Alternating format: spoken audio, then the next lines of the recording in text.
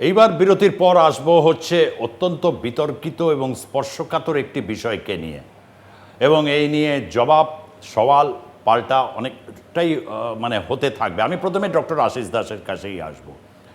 সিন্ধু সভ্যতার আমরা জানি ইন্ডাস ভ্যালি সিভিলাইজেশন, সিন্ধু সরস্বতী সভ্যতাকে ইনক্লুড করা হয়েছে, শুধু সরস্বতী সভ্যতা বলা হয়নি। এটা নিয়ে চর্চা মানে বহুদিন চলছিল আদৌ সিন্ধু সভ্যতা শব্দটা বলা উচিত কিনা, এবং মধ্যযুগে মুঘল পিরিয়ডটাকে উপেক্ষা করা হয়েছে। কারণটা কি?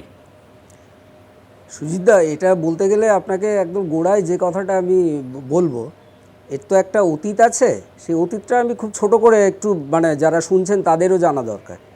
সেটা হচ্ছে যে এলিয়াড ডাওসন 8 খণ্ডে ভারতবর্ষের ইতিহাস লিখেছিলেন, এবং এলিয়াড ডাওসন ভারতবর্ষের ইতিহাস লিখতে গিয়ে দুটো বিষয়কে তারা খুব গুরুত্ব দিয়েছিল। একটা হচ্ছে মুসলিম শাসনকে অহেতুক আক্রমণ করো, আর দুই হচ্ছে হিন্দু শাসকদের অত্যধিক গৌরবান্বিত করো। এর উদ্দেশ্যটা কি? কেন মুসলিম শাসনকে অহেতুক আক্রমণ করব বা হিন্দু শাসকদের অত্যধিক গৌরবান্বিত করব? এর কারণটা হচ্ছে যে আমি যদি মুসলিম শাসনকে কালিমালিপ্ত করতে পারি, এলিয়াড ডাওসনের যে মূল উদ্দেশ্য কালিমালিপ্ত করতে পারি, তাহলে ব্রিটিশ শাসনটা যে মুসলিম শাসনের থেকে ভালো, এই বৈধতাটা প্রমাণ করা যায়। দুই, এই যে ইংরেজ শাসনের বিরুদ্ধে ক্রমাগত আক্রমণ হচ্ছিল, বোমাবর্ষণ হচ্ছিল, সেই বোমাবর্ষণটাকে ঠেকানো যায়। আজকে যারা আমাদের দেশ শাসন করছে তারা তো আসলে ব্রিটিশদের জারজ সন্তান। সুতরাং তারা ব্রিটিশদের ওই যে এলিয়াড ডাওসনের দেখানো পথ, সেই দেখানো পথটাকে অনুসরণ করবে, এটাই খুব স্বাভাবিক বিষয়, নাম্বার ওয়ান। নাম্বার টু, আমি যে কথাটা একদম পরিষ্কার করে বলতে চাইছি সেটা হচ্ছে যে আপনি সিলেবাস পাল্টে দিতে পারেন, আপনি ক্ষমতায় আছেন, আপনি সিলেবাস পাল্টে দেবেন, কিন্তু আপনি কখনো ইতিহাসটা পাল্টাতে পারবেন না। এই যে মধ্যযুগকে বাদ দিয়ে দিল, এই কারণেই বাদ দিল তো মনে করছে এটা বিদেশি শাসন। আরে সেই অর্থে তো ধরলে আর্যরাও বিদেশি, আমাদের দেশে আর্যরাও যে এসেছিল তারাও তো বিদেশি। সুতরাং এইভাবে ইতিহাসটাকে পাল্টানো যায় না। সিলেবাস আপনি পাল্টাতেই পারেন, মগজ ধোলাই করতে পারেন, আরএসএসের যে স্কুলগুলো আছে, শিশু পাঠ্য আছে, আর বেশিরভাগ আমাদের দেশের মানুষরা তো ক্লাস 10 অবধি ইতিহাস পড়ে, তারপরে 11-12 একটা স্পেশালাইজেশন, আর্টস পড়লে ইতিহাস পড়ে, তারপরে অনার্স পড়লে ইতিহাস পড়ে, তারপরে এমএ পড়লে ইতিহাস পড়ে, সেটা তো একটা স্পেশালাইজেশন এরিয়াতে যায়। তাহলে শিশুদের এই মগজ ধোলাইটা যদি আমি করতে পারি, তাহলে এই বিকৃত ইতিহাস, যেটা আদতে একদম আপনার ক্যাপশনটা ঠিকই যাচ্ছে, গৈরিকীকরণের প্রয়াস, সেইটাকে বৈধতা দেওয়া। ওকে, আসবো। আর একটা কথা বলুন। হ্যাঁ, আচ্ছা বলুন। আর একটা কথা বলি, আমি ইতিহাসের ছাত্র হিসেবে বলছি, মাস্টারমশাই আমি না ছেড়েই দিলাম, যে সত্যি কোনো ইতিহাস বই সমালোচনার ঊর্ধ্বে নয়, কিন্তু নিশ্চিতভাবে আমি যে ইতিহাস বইয়ের সমালোচনা করব তার একটা কেতাবি পদ্ধতি থাকবে, এবং সেই কেতাবি পদ্ধতিটা কি হতে পারে? সেটা হচ্ছে ইতিহাস চর্চা করে যে সমস্ত প্রতিষ্ঠানগুলো আছে, যেমন ধরা যাক ভারতবর্ষের ক্ষেত্রে ইন্ডিয়ান হিস্ট্রি কংগ্রেস, পশ্চিমবঙ্গের ক্ষেত্রে পশ্চিমবঙ্গ ইতিহাস সংসদ, বা আরও অন্যান্য রাজ্যগুলোতে যে অর্গানাইজেশনগুলো আছে যারা ইতিহাস চর্চা কেন্দ্রিক প্রতিষ্ঠান, তাদের মতামত, বা আপনি একটা ওপেন ফোরাম, যে আলোচনাটা আমরা আগে শ্রম কোড বিলের ক্ষেত্রে করছিলাম, একটা ওপেন ফোরামে সারা দেশের যারা বিশিষ্ট মানুষ ইতিহাস চর্চা করেন, প্রতিষ্ঠিত হয়েছেন সারা বিশ্বে, তাদের ডেকে একটা ওপেন আলোচনা করে আপনি সিদ্ধান্ত নিতে পারতেন। আসলে এরা তো কোনো কিছু ধার ধারে না, এদের মূল এজেন্ডা এরা সেটা আমাদের ওপর চাপাবে এবং আমাদের দেশের মানুষকে বিকৃত ইতিহাস পঠন পাঠন করিয়ে একটা বিকৃত ইতিহাস উপস্থাপিত করবে, এটাই এদের লক্ষ্য। ওকে, আমি আসব হচ্ছে সুদীপ্ত গো আপনার কাছে। মধ্যযুগের ইতিহাসকে বাদ রাখার ক্ষেত্রে একটাই কারণ হিসাবে আশিসবাবুও বললেন যে এটা হানাদার, আক্রমণকারী। আমরা বাবরি মসজিদের ওই সময় রাম জন্মভূমি আন্দোলনের সময় থেকে শুনছি হানাদারকারী, বা কী মানে খুব বাছা বাছা বিশেষণ, সমস্ত কিছু সেই পরম্পরার জায়গা থেকে দাঁড়িয়ে এখন আসছেন, এবং আর্যরাও হচ্ছে এদেশে আক্রমণকারী। যদিও সিন্ধু সরস্বতী সভ্যতা বা এই শব্দটা হচ্ছে, কিন্তু সরস্বতী সভ্যতার এই ক্রোনোলজি টানতে গিয়ে আরএসএস বারবার করে বলছে আর্যরা এই দেশেরই। এই যে একটা ধারাবাহিক, কিন্তু ইতিহাসকার যে কয়েকজন মানে গণ্যমান্য ইতিহাসবিদ যারা ছিলেন তাদেরকে তো বাদই দেওয়া হয়েছে। তারা এই থিওরিটাকে এই দেশে কিন্তু বহু প্রজন্মের পর প্রজন্ম এই ধারণাটা নিয়ে চলেছে। সেটা একেবারে এরকম মানে স্নাতক স্তরে নস্যাৎ করার যুক্তিটা কি? প্রথমে আমি বলি যে আপনি এই যে উনি বললেন যে মুসলিম ইতিহাসকে নাকি ইগনোর করা হবে, আপনি একবার ভেবে দেখুন, আমরা যখন মাধ্যমিক পরীক্ষা দিয়েছি, আমি জানি না এখন নিয়ে মাধ্যমিকে ওই যে কটা প্রশ্ন মুঘল থেকে করা হয় এবং কটা মুঘলরা মাত্র 1526 থেকে 1707 পর্যন্ত বোধহয় ছিলেন। বাবরের শাসন ব্যবস্থা, বাবরের শাসন ব্যবস্থা, বাবরের রাজ্য বিস্তার, হুমায়ুনের দুটোই, আকবরের দুটোই, এই করতে করতে 14টা কোশ্চেন মুখস্থ করতাম। তার সঙ্গে পশ্চিমবঙ্গে আমি দেখুন, আমি অসৎ কথা বলবো না, কাউকে আমি বলবো না যে ব্রিটিশদের জারদ সন্তান, তারাও ওই সময় ওই একই কাজ করেছিল, ধরিয়ে দিত এখানে মুজফ্ফর আহমেদ এদের লোককে। কিন্তু ঘটনা হচ্ছে কি জানেন, তার সঙ্গে জাহাঙ্গীর, তার 18 জন স্ত্রী, তা সেই 18 জনের একজন ছিল মেহেরুন্নেসা, সেই মেহেরুন্নেসার আগের হাজব্যান্ড ছিলেন শের আফগান, সেই শের আফগানকে নিয়ে পশ্চিমবঙ্গে অন্তত 50খানা যাত্রা তৈরি হয়ে গেছে। কারা ব্রেন ওয়াশ করছে? ব্রেন ওয়াশটা করছেন কারা? আপনি বলুন, 400 বছর পালেরা রাজত্ব করেছে, গ্লোরিয়াস পিরিয়ড ছিল, পালেরা বুদ্ধিস্ট ছিল, কটা কথা লেখা আছে পালেদের সম্বন্ধে ইতিহাসে? কটা কোশ্চেন আপনারা পড়ান? পালেদের 400 বছরের কজনের নাম আপনারা জানেন? আবার উল্টো দিকে দেখুন, যখন এই পিরিয়ডটা যখন একটা মানে ক্ষত সৃষ্টি করে যায়, সেই সময়টা কেউ যায় না। সুদীপবাবু, আমি আপনাকে একটা সার্ভে করতে বলছি, সারা পশ্চিমবঙ্গে যারা মাধ্যমিক পাস করেছে তাদের মধ্যে সার্ভে করে দেখান পশ্চিমবঙ্গের কত শতাংশ লোক জানতো যে 1935 থেকে 1947-এর মধ্যে আমাদের দেশে নির্বাচিত প্রধানমন্ত্রী আসছেন, এবং আমাদের বাংলার 3জন প্রধানমন্ত্রী ছিলেন, যাদের নাম সুরাবর্দী, খাজা নাজিমুদ্দিন এবং আরেকজনকে ফজলুল হক। আপনি দেখবেন বলতে পারবেন না 99% লোক যে এরা প্রফুল্ল বিধান রায় বা প্রফুল্ল ঘোষের উত্তরসূরি ছিলেন, এবং তারা এখানে, কারণ ইতিহাসটাকে টোটালি ডিস্টর্ট করা হয়েছে। আজকে এই ইতিহাসটাকে যখন ঠিক জায়গায় আনা হচ্ছে, আপনি 150 বছরের উপর 14টা কোশ্চেন মাধ্যমিকে পড়ে যাচ্ছেন, অথচ চোলেদের উপর, পল্লবদের উপর, পালেদের উপর কারো উপর কোনো প্রশ্ন নেই। আপনি শ্রীচৈতন্যদেবের উপর কোনো কথা নেই, একটা রেভলিউশন শ্রীচৈতন্যদেব। এবার আমি আপনাকে আরেকটা ঐতিহাসিক বিবর্তন আছে তো, একটা দেশ, একটা সমাজ, একটা জাতিগোষ্ঠী, হ্যাঁ সেটা 150 বছর, সেই বিবর্তনের আড়াই হাজার বছরের মধ্যে মাত্র 177 বছর, 2500 বছরের মধ্যে, পুরো 2500 বছরের মধ্যে 10টা কোশ্চেন, 20খানা সাজেশন, আর 10টা কোশ্চেন হলো এই মোগলদের উপর। এটা কমপ্লিট ডিস্টর্শন, এবং এই ইতিহাসটাকেও ডিস্টর্ট করে দেখানো হয়েছে। এই ইতিহাসটাকেও ডিস্টর্ট, ওই যে 15টা কোশ্চেন পড়া হয় পুরোটাই। আসবো আপনারা রমেশচন্দ্র মজুমদারের ইতিহাস পড়ুন, আপনারা যদুনাথ সরকারের ইতিহাস পড়ুন। ও নিজেও প্রেসিডেন্সি ইউনিভার্সিটি ইতিহাসেরই ছাত্র। যদিও এই যে পর্যায়ে ইউজিসি যে এই যে সিদ্ধান্তটা নিয়েছে, ইতিহাসের ছাত্র হিসাবে এটাকে কিভাবে তুমি মূল্যায়ন করবে বা বিশ্লেষণ করবে? আমি প্রথমে দুঃখিত যে আমার এই পর্বে অংশগ্রহণ করতে যোগদান করা কিছুটা সমস্যা হওয়া, একটু দেরি হলো।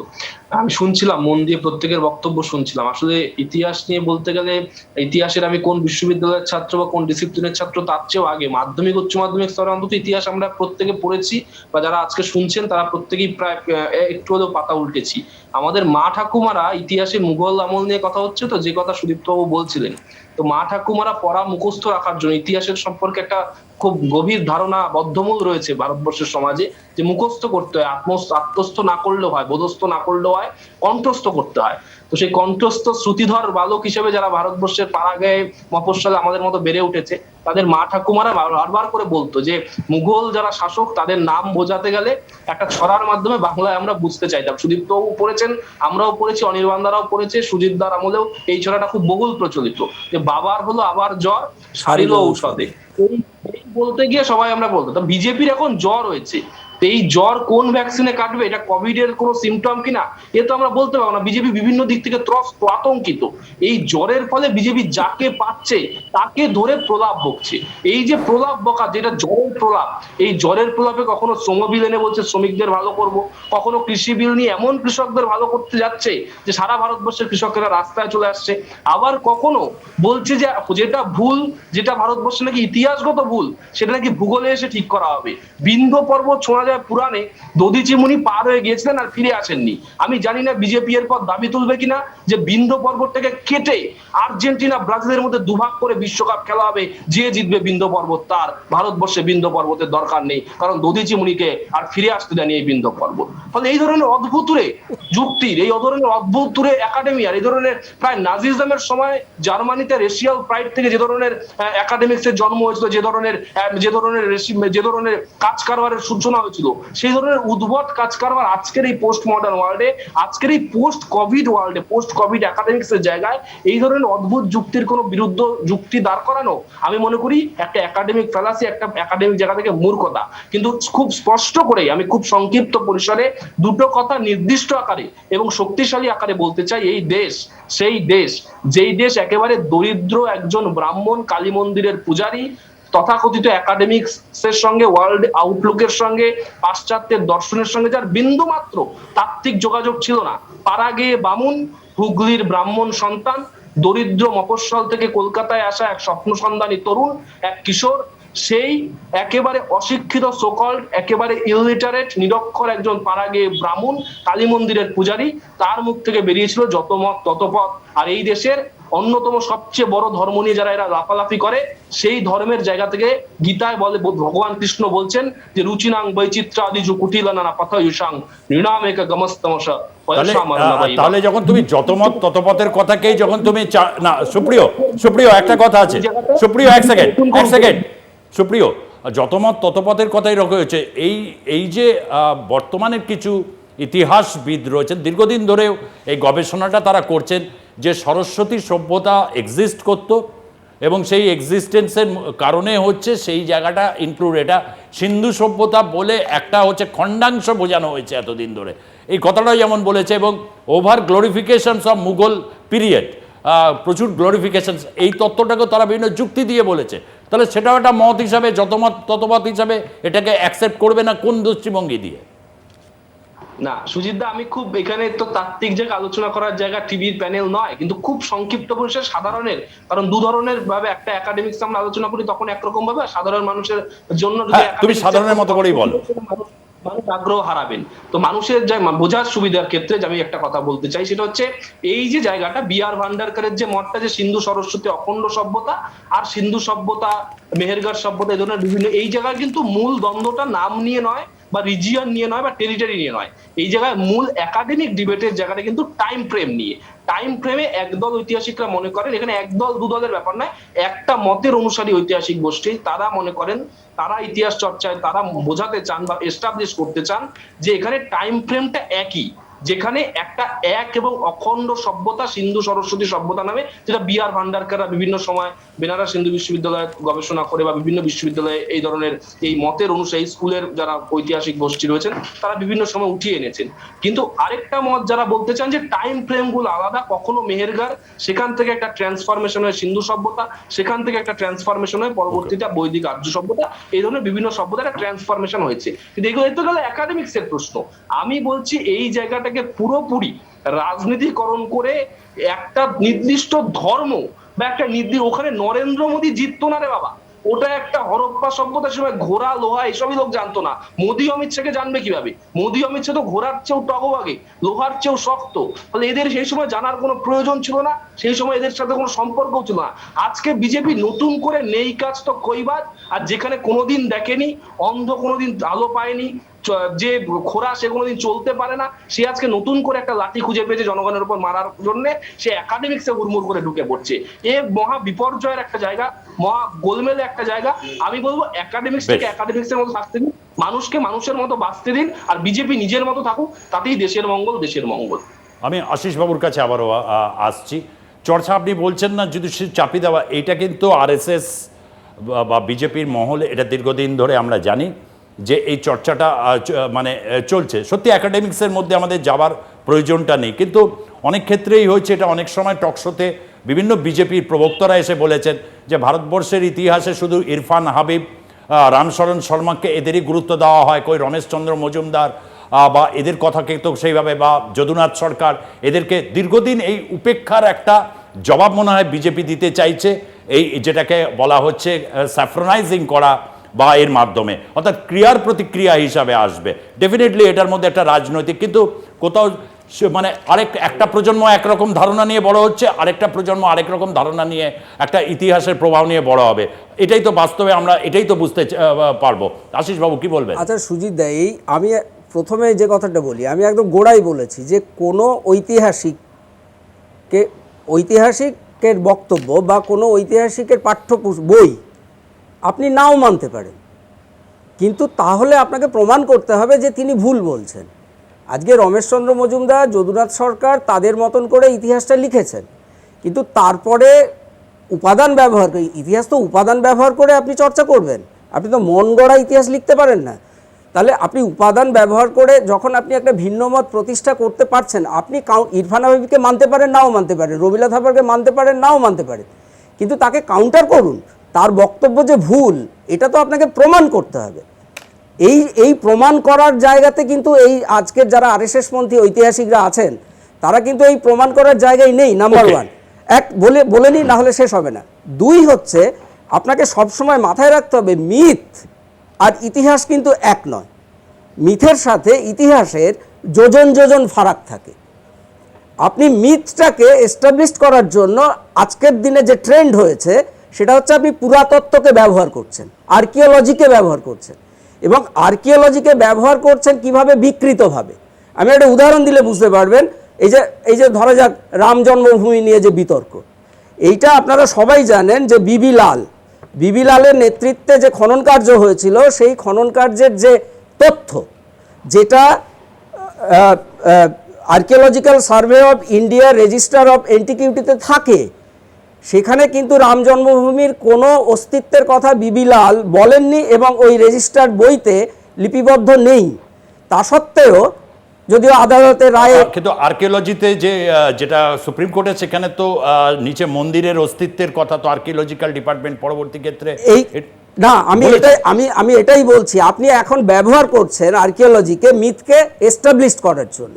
এবং আজকের দিনে ভারতবর্ষে আপনি তো দেখছেন যে বিচার ব্যবস্থাটাকে কিভাবে কুক্ষিগত করা হয়েছে, সুতরাং আপনি ব্যবহার করছেন তাদেরকে দিয়ে। তাহলে মানে তার আগে না সুদীপ্তবাবু একটা আবহ তৈরি করা ছিল, দীর্ঘদিন এই নিয়ে লেখাপত্র যে আসেনি তা নয়, কিন্তু কোথাও একটা জায়গা থেকে ওই ঘটনাটাকে করার জন্য মুঘল পিরিয়ড থেকে ব্রিটিশ শাসন বা আধুনিক যে সময়টাকে গ্লোরিফিকেশনসের জায়গাটার জন্য ওই পর্যায়টাকে বাদ রাখা, এটা কিন্তু একটা কোথাও অবিচার হচ্ছে। মানে এরকমই অনেকেই তো এটা করবে যে পাওয়ারকে মানে দেখা হচ্ছে ইন্টেলেকচুয়াল পাওয়ার বা ইতিহাস, যারা আপনাদের ঐতিহাসিক রয়েছেন তাদের সুপ্রিমেসিটাকে আপনারা প্রতিষ্ঠা করছেন এইভাবে। সুদীপ্তবাবু, আমি আপনাকে দুটো কথা বলি।